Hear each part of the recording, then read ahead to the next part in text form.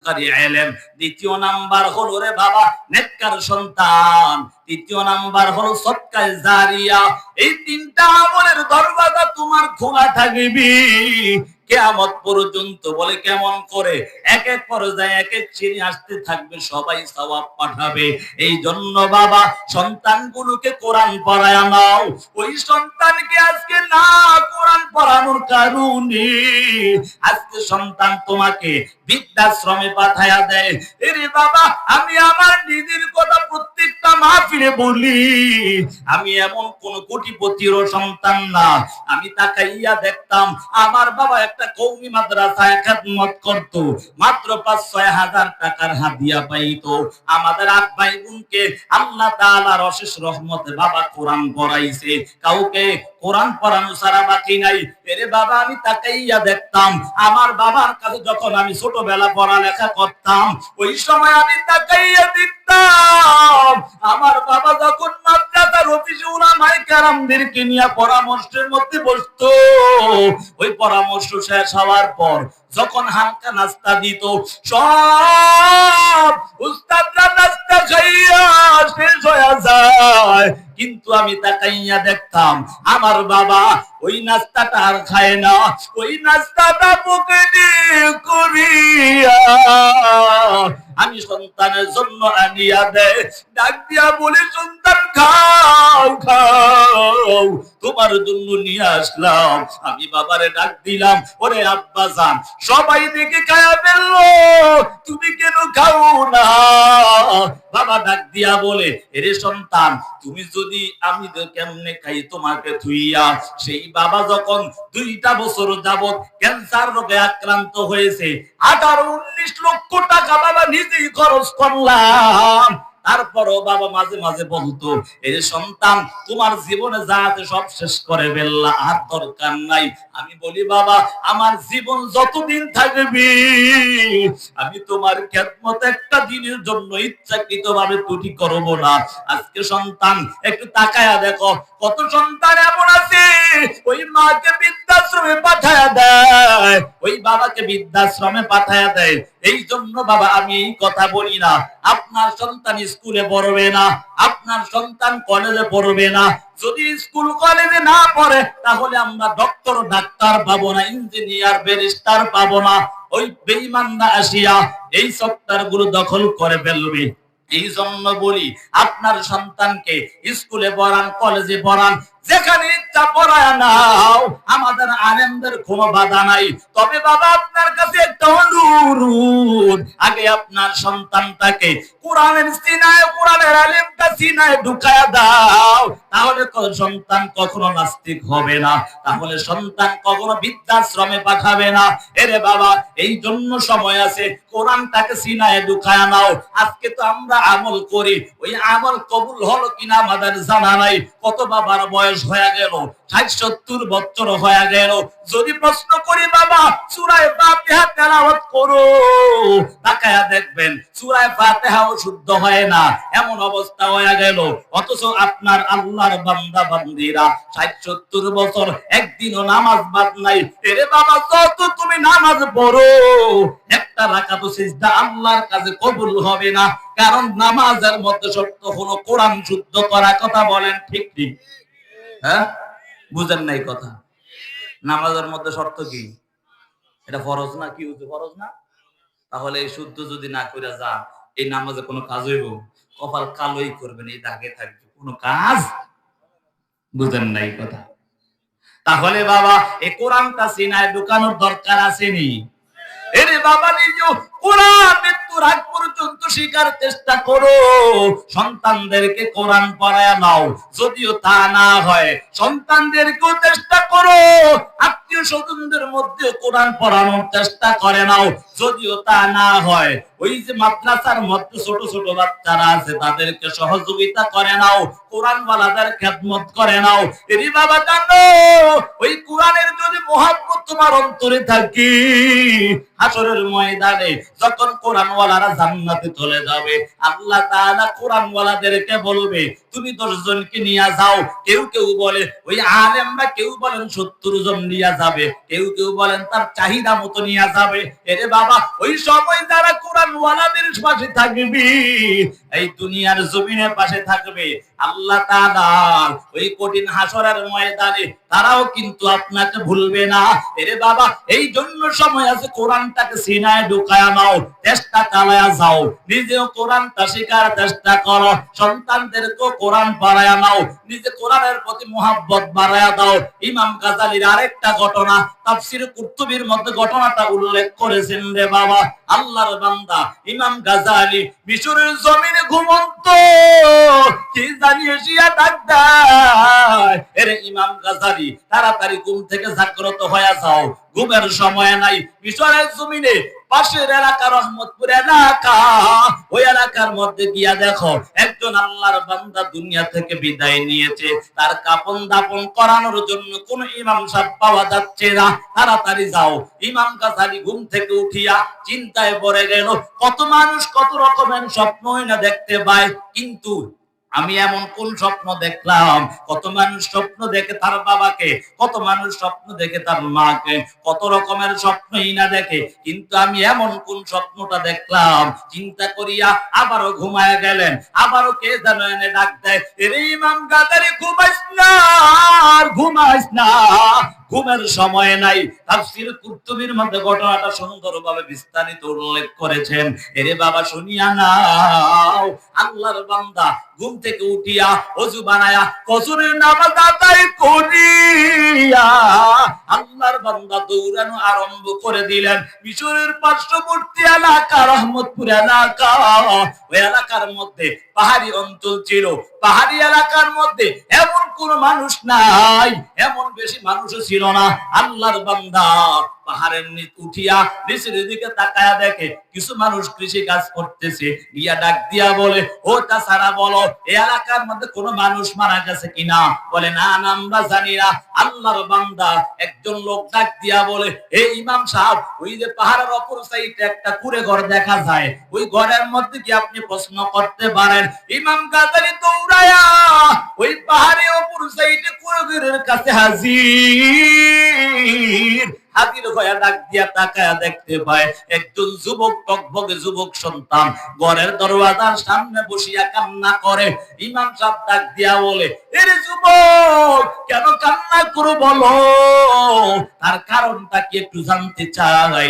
যুবক সন্তান আরো কান্না করে। ইমাম সাহেব বলে, কেন কান্না করো, জানতে চাই।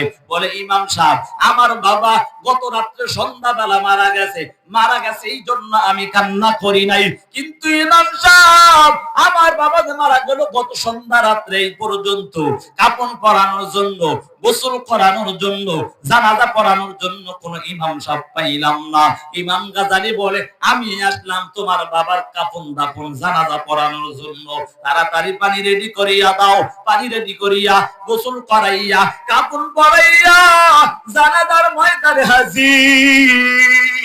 জানাজার ময়দানে হাজির হইয়া অল্প সংখ্যক লোক নিয়া জানাজা পড়াইয়া যখন আল্লাহর বান্দা ইমাম গাজালি যুবক সন্তান কিছু সংখ্যক লোক নিয়া যখন সামন দিকে রওনা হয়, মাওলার কুদরত শুরু হয়ে যায়। ইমাম গাজালি কিছুই বলে না। যতই কবরের পাশাপাশি হয়, কেমন যেন মাওলার কুদরত জাহের হতে থাকে রে বাবা। এমন অবস্থার মধ্যে ইমাম গাজালি কবরের পাশে দাঁড়াইয়া যুবককে বলে, রে যুবক সন্তান, বলো তোমার বাবা এমন কোন আমল করত, একটু জানায়া দাও। যুবক সন্তান বলে, আমার বাবা এমন কোন আমল করত না। আমার বাবা ক্ষুদ্র একটা কামার ছিল। কামারের কাজ কি? লোহা পিটানো। কথা বলেন ঠিক নি? নামনক এলাকাত কোরআন পড়েন, হ্যাঁ? কামারের কাজ কি লোহা পিটানো না? যুবক সন্তান ডাক দিয়া বলে, ও ইমাম সাহেব, আমার বাবা শুধু একটা কাজ করত, কামারের কাজ করত। তবে যখন মুয়াজ্জিন আযান দিত, সাথে সাথে মসজিদে গিয়ে হাজির হয়ে যাইত। এই কথা বলার পর ইমাম সাহেব বলে, না না, অন্য কোন আমল থাকতে পারে। জীবনে কত মানুষের জানাজার ইমামতি করলাম, আমি এমন কোন লোকের জানাজা পড়ালাম না। বলে, কি হয়েছে? বলে, না, আগে তুমি বলো তোমার বাবা এমন কোন আমল করত। বলে, হুজুর, আমি জানি না। আমার মায়ের কাছে গিয়া প্রশ্ন করেন। ইমাম গাজালি পর্দার আড়ালে দাঁড়াইয়া বলে, রে বুনবো, বলো তোমার স্বামী এমন কোন আমল করত, একটু জানায়া দাও।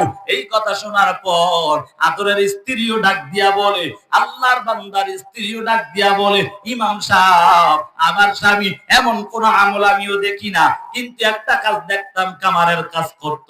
যখন মুয়াজ্জিন আযান দিত সাথে সাথে কাজটা তুইয়া মসজিদে হাজির হইত।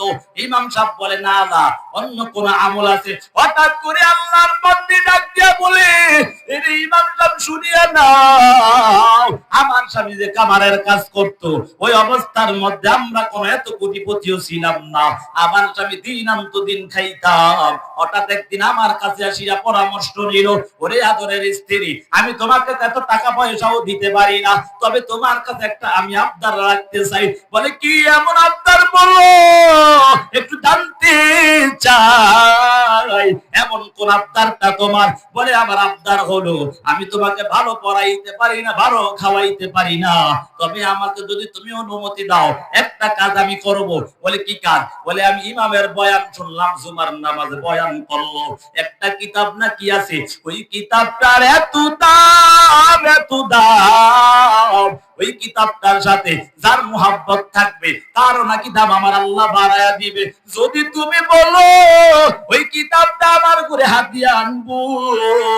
এই কথা বলার পর আল্লাহর বান্দি ইমাম সাহেবকে বলে, ওই ইমাম সাহেব, আমি আমার স্বামীকে অনুমতি দিয়া দিলাম, কিন্তু ইমাম সাহেব আমার স্বামী কিছুদিন পর ওই কিতাবটা হাতিয়া আনিয়া তাকাইয়া দেখো, আমার ঘরের মধ্যে একটা তাক দেখা যায়, ওই তাকটার মধ্যে আমার স্বামী সারাটা দিন কামারের কাজ করিয়া, আমার স্বামী সারাদিন কামারের কাজ করতো, কামারের কাজ করিয়া একারে নামাজ পড়িয়া যখন ঘরে আসতো, আমি আবার টাকা দেখতাম, আমার স্বামী আবার নতুন করে ওযু বানাইয়া ওই যে তাকের মধ্যে একটা কিতাব দেখা যায়, ওই কিতাবটা একবার বুকে নেয়, আবার মুখে চুমু খায়, মাঝে মাঝে কিতাবটাকে খুলিয়া আঙ্গুল বুলাইতো আর বলতো, হাদা কালামু রব্বি, হাদা কালামু রব্বি,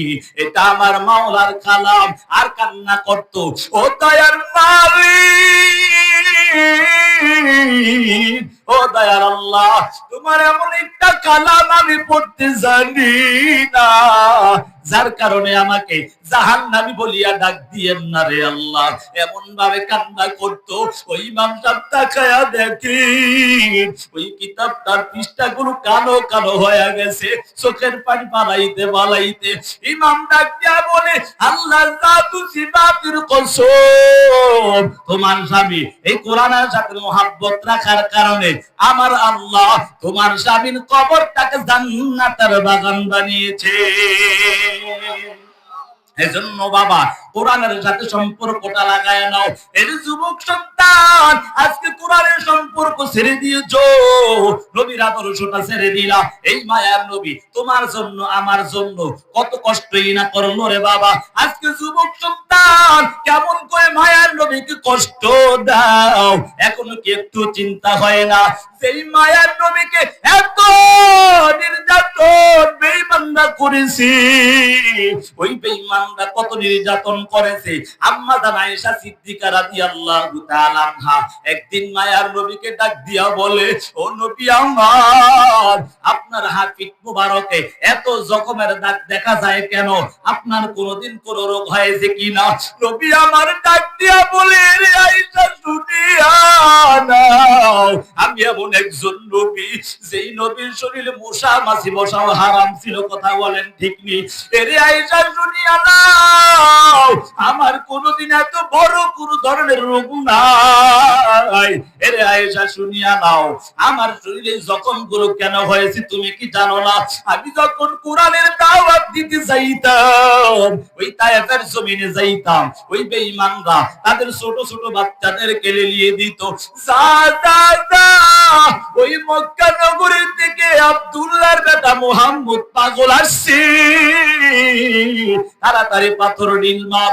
ওরে আয়েশা শুনিয়া নাও, ওই পাথর ঢিল মারার কারণে, ওই পাথরের আঘাত খাওয়ার কারণে আমার পিঠে এত পরিমাণ জখম লেগে গেছে, এগুলা এখনো আর ক্ষতর দাগ গুলো এখনো যায় না।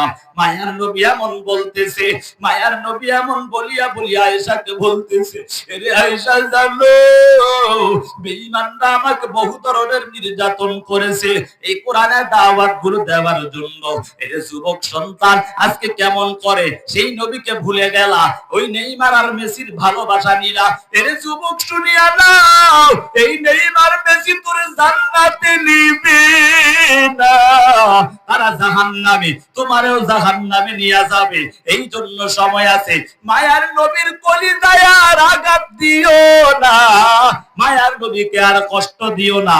কোরআনের আদর্শ আর ছাড়িয়া জাহান্নামী হওয়ার সুযোগ নাই। এর যুবক সন্তান, এই জন্য সময় আছে, নবীর আদর্শে আদর্শবান হয়ে যাও, কোরআনের রঙে রঙিন হয়ে যাও। যদি হইতে পারো দুনিয়াতেও দামি হয়ে যাইবা, আখিরাতেও আমার আল্লাহ তোমাকে দামি বানায়া দিবে। ওগো নবীর উম্মতিরা হইয়া দিশে হারা,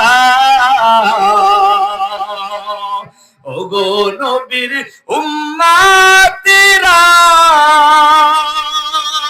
হইয়া দিশে হারা, কোরআন হাদিস রে চলো যখন যাহা চায় মনে, নবী বিনে কে তারাবে ফুলসিরাত মিজানে, নবী বিনে কে তারাবে ফুলসিরাত মিজানে। চলো চলো চলো মুমিন চলো নবীর সন্ধানে, নবী বিনে কে তারাবে ফুলসিরাত মিজানে, নবী বিনে কে তারাবে ফুলসিরাত মিজানে। এমন এতিম নবী আমার, পিতা মাতা নাই যে তাহার, এমন এতিম নবী আমার, পিতা মাতা নাই যে তাহার, তারপরেও কত মারা মারলো তাকে দুশ্মনে, নবী বিনে কে তারাবে ফুলসিরাত মিজানে, নবী বিনে কে তারাবে ফুলসিরাত মিজানে। নবী আমার জীবন ভরে দিনার লাগে কষ্ট করে, নবী আমার জীবন ভরে দিনার লাগে কষ্ট করে, দান দান শহীদ করিলেন উহুদেরই ময়দানে, নবী বিনে কে তারাবে ফুলসিরাত মিজানে, নবী বিনে কে তারাবে ফুলসিরাত মিজানে। চলো চলো চলো মুমিন চলো নবীর সন্ধানে, নবী বিনে কে তারাবে ফুলসিরাত মিজানে। এজন্য যুবক সন্তান, নবীকে ছাড়া কেউ জান্নাতে যেতে পারবেন নি, এমন কেউ আছেননি জান্নাতে আগে যাইবা? এ যুবক সন্তান, এজন্য সময় আছে, কোরআনের মুহাব্বত অন্তরে লুকায়া নাও।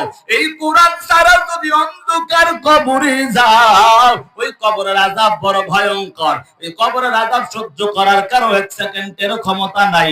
মায়ার নবী হাদিসের মধ্যে বলেন, আল কবরু রাউযাতুম মির রিয়াজিল জান্নাহ আও হুফরাতুম মিন হুফারিন নার। কবর কারো জন্য জাহান্নামের গর্ত, কারো জন্য জান্নাতের বাগান হয়ে যাবে। এর যুবক সন্তান, যদি গুনাহগার হইয়া কবরে যাও, ওই কবরের দুই পাশে এমন জোরে চাপ মারবে, গুনাহগারের দুই পাশের হাড়গুলো এক পাশ থেকে অপর পাশে ঢুকে যাবে। 70 থেকে 99টা সাপ নিযুক্ত করে দেওয়া হবে।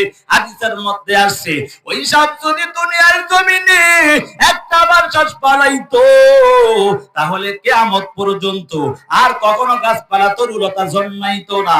এজন্য যুবক সন্তান নবীর আদর্শে আদর্শবান হয়ে যাও। গুনাহগার হইয়া কবরে গেলে মুনকার নাকির প্রশ্ন করবে, রবের পরিচয় দাও, ধর্মের পরিচয় দাও, নবীর পরিচয় দাও। শুধু বলবা হা হা লা আদিরি, আমি কিছুই জানি না, আমি কিছুই বলতে পারবো না। এমন ভয়ঙ্কর অবস্থা হবে, আল্লাহর আযাবের ফেরেশতারা ডাক দিয়া বলবি, ও জাহান